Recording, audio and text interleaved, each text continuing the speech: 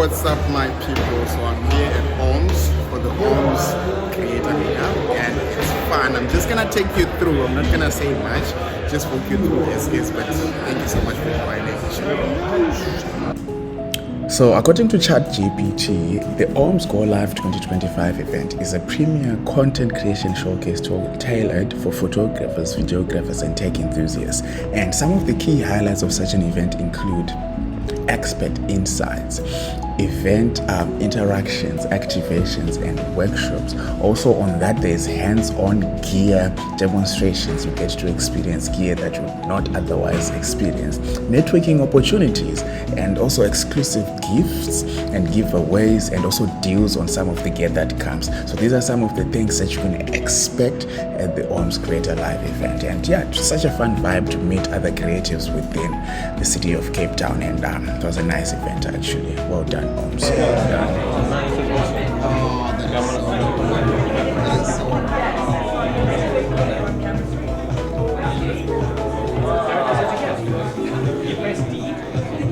Tell me what the benefits are, because I went for this baby because of how it's good for windbreaking, but I'm also assuming... So this one, yes, the wireless micro, you do have an option to wireless. Oh, I see. So this is wireless. Oh, sorry, the video micro too. It's basically this, the same, but like better quality. Voya is not, Voya is not. Yeah, look, I also went with the budget option. Yes, of course. Because if I'm being honest, I did look into you guys to see if I can get something that's... How much did you get this for? Like 900? Like 600. You see, so...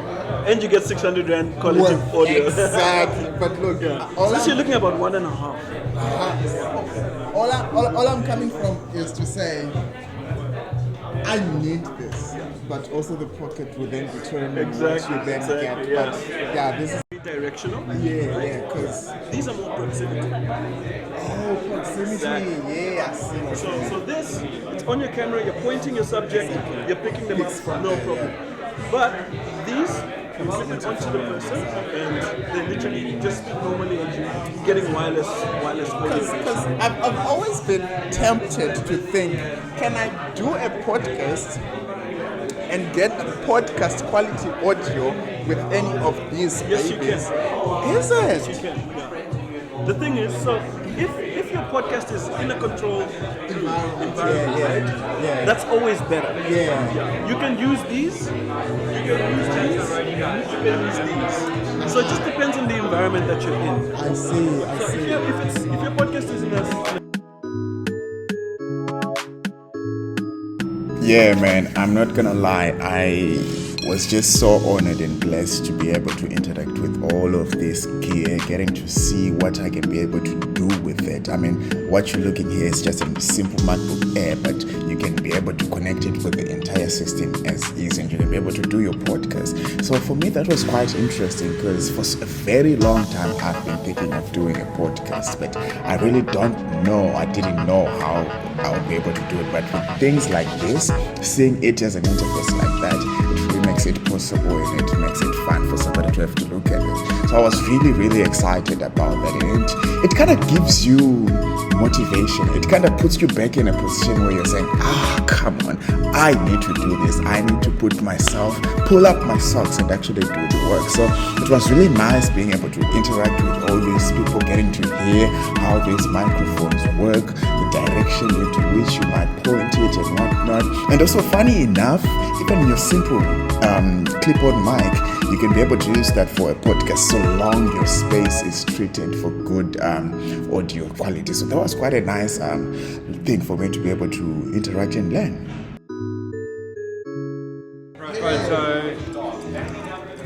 Okay, good. So the question I was getting to is, this is 60 centimeters. I cannot use it for portraiture, can I? Of course you can. Yeah, because it feels like too small, like... Come in close. Oh, but then it gets also in the way of the shot, unless if I'm using it as rim light. No, man, you just work out where you go. It's. I mean, obviously it'll be softer on a 90, but I use this for portraits. I also use the Chinese lantern with a skirt on it. That one is, I can get to understand that one. Or else you mean for me to use this in the sense of probably a beauty dish. because it's like the same size. Even I mean, this is quite it's nice like because you get, with the honeycomb, you get fall off to the sides, dark and things. Oh. I'll often just use it straight above the camera. Yeah. So if I were lighting you, my face is the camera, that's where I'd put it. right here. Okay, because so that means it's not gonna cover the entire body, the light. No, well, then, I mean, but it's also quite nice. It just puts you in a puddle and everything disappears slowly. Yes. I get what you're saying. Okay, that's nice. That's nice. And this, I'm assuming, is a setup for a top-down shot. I've been doing these flowers. Oh, macro. So that's, Oh, nice. Oh, wow. Where are the flowers? Oh, right here. Oh, so you're shooting macro. Okay, that's nice. I see. Now it makes sense. Oh, it's macro. Oh, well done. Well done.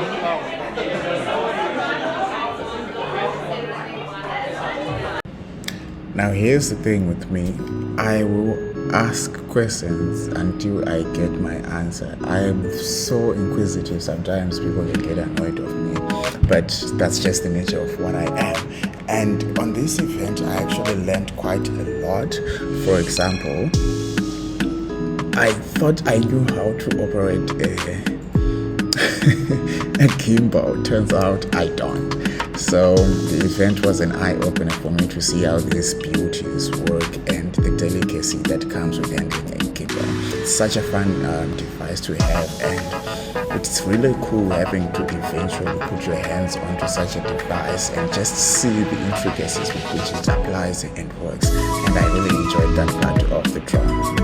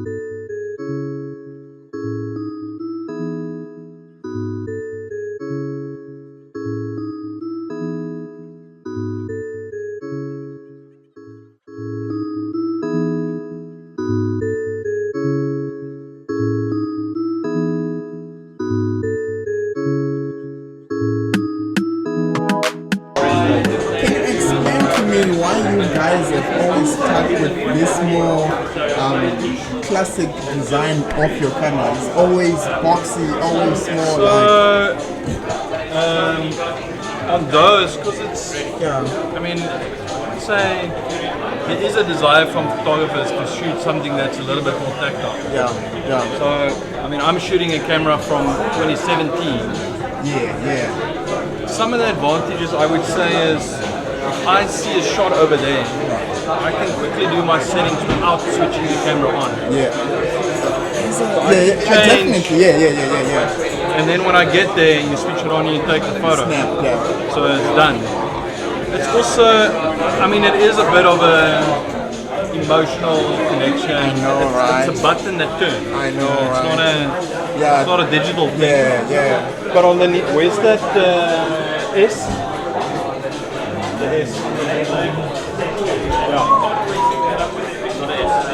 Yeah. So on these, it's got a PASM dial, and then it's got a screen. So it's got more like you would know with Canon, and the Sony, whatever else.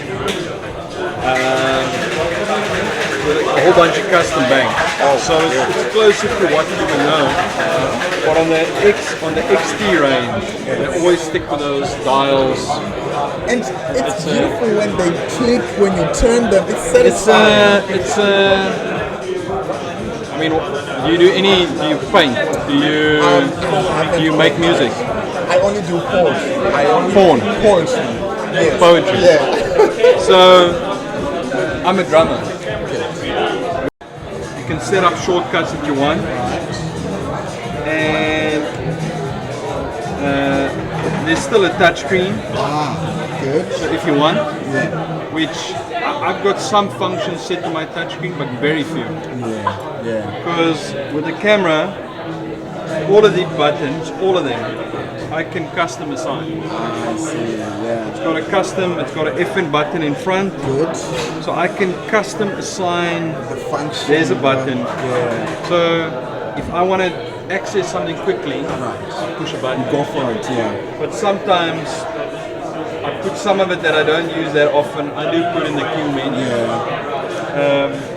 I mean, this one has got even more buttons. So all of these you can custom assign. Oh, I see. Yeah. It's got a button in front you can custom assign. Yeah. All of these, even AF, even if it's marked, you can custom assign something else. Okay. But I mean, with this thing you'll see white balance, ISO, and exposure compensation. It's buttons, but it's not as nice as a dial. Yeah. The dial is just, and then on the practical side, like I said, if you know, I mean, you understand your camera and you see over there, okay, the sun. You know where to go. Cool. I'm gonna drop my exposure, and then you run, you get to you take the photo. Yeah. Yeah. That is so cool. If you from film days, Yeah. so Previa, it's a film stock. Okay. It's an old Fujifilm film stock, Yeah. and they have Velvia, so you'll see the colors are a bit more punchy. Yeah. Yeah. Astia Soft, very good for profile photos. Good. Because it just softens the features a little bit. Good. Plastic chrome, yeah. very popular. If you see, it's 40 degrees or 35 in South Africa. Yeah. Then you put this on there, and then it just cools the camera. But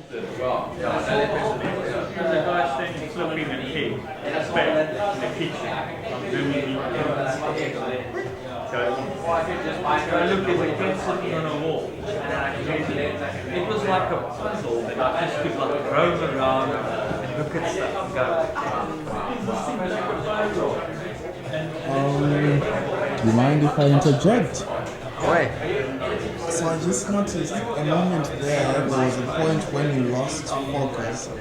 Is it a thing of when you're shooting manual, focus is always slow, or it's like... So, unfortunately, the lenses that I'm using on this body is actually stills lenses.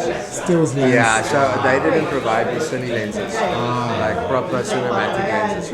Usually I would actually shoot with a proper cine lens.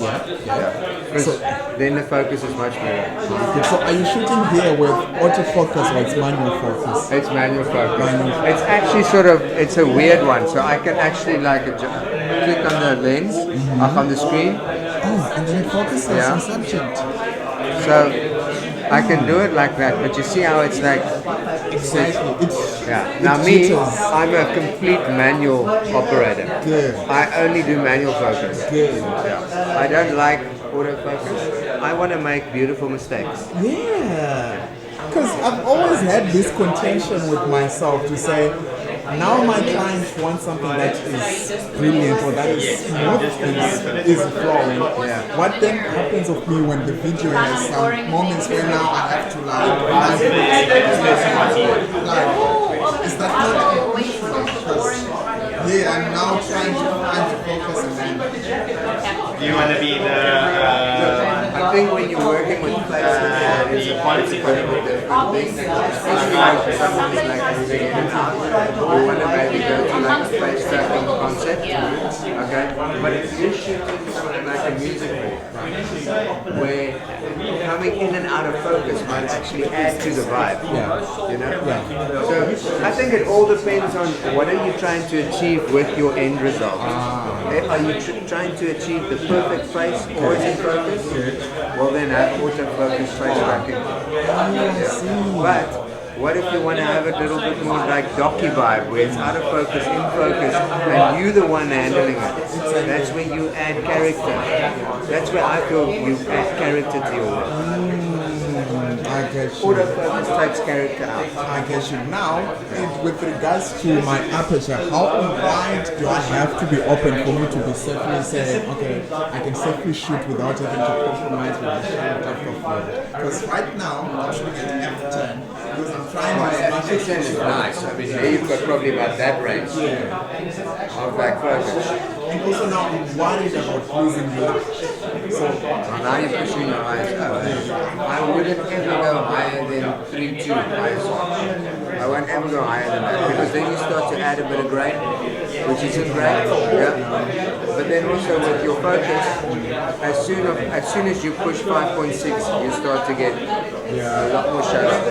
and it's difficult to shoot lower than. Thank you so much. Really appreciate that. In Yeah. is in. Oh, But now just see if it works that way. so I'm just gonna zoom in on you. Right now I'm on manual. Yeah. So let's see.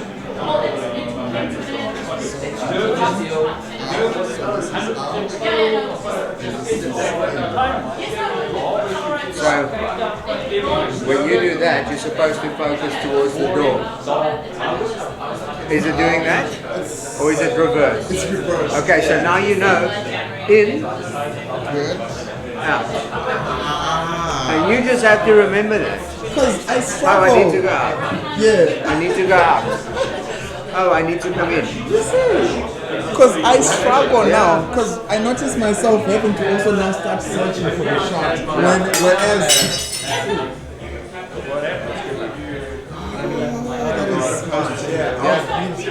Because from what I'm seeing, you seem to know your system already. You know that if I go in, it's gonna go I forward. always want to say that is your most important thing for you to know with your camera is which way is your focusing. Is it an in or out? And because once you start mastering that, and you know, oh, I need to go, dude, manual focus becomes the go-to. Exactly. Because manual focus is so much smoother than an autofocus that does that. I don't like that. Okay. If I should be honest, the only thing that has hindered me from doing.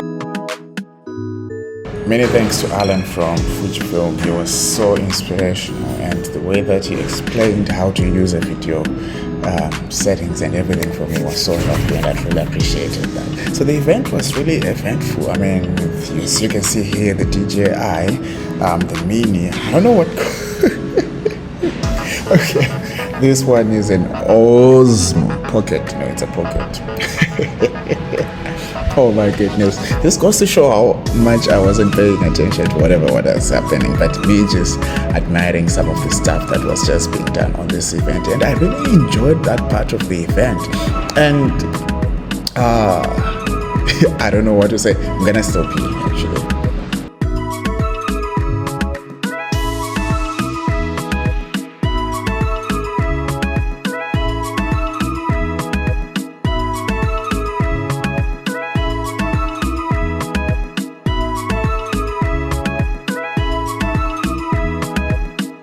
So anything that is simple, man. Yeah. So therefore, if telling it to fly, turn it on, telling it to fly, it just follows you around. And also, it can just go like 360 above, and then also straight down to your palm.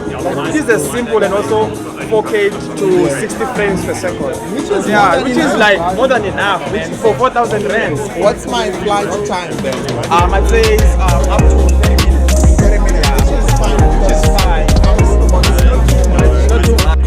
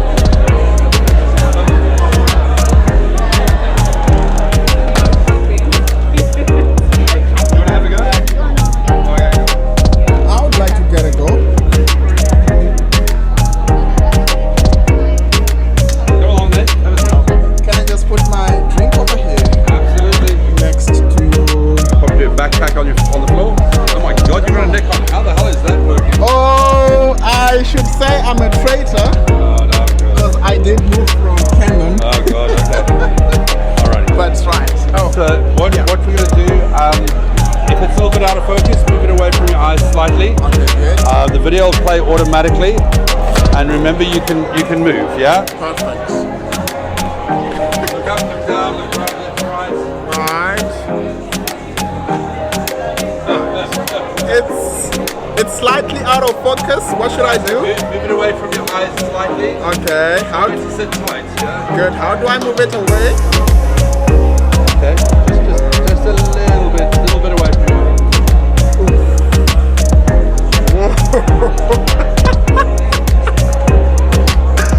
Oh my word.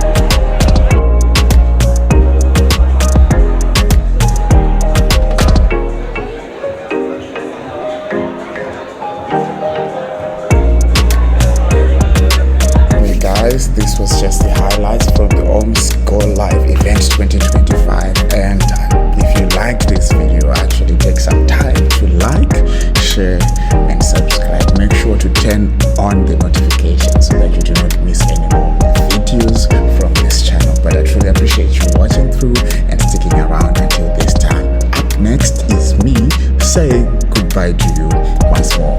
Cheerios! Oh yes, always remember to annihilate the status quo, and remember, the perception of reality is more real than reality itself. My name is P. Smith. Until we meet again, ciao! Okay, that's the wrap. I'll catch you up on another episode.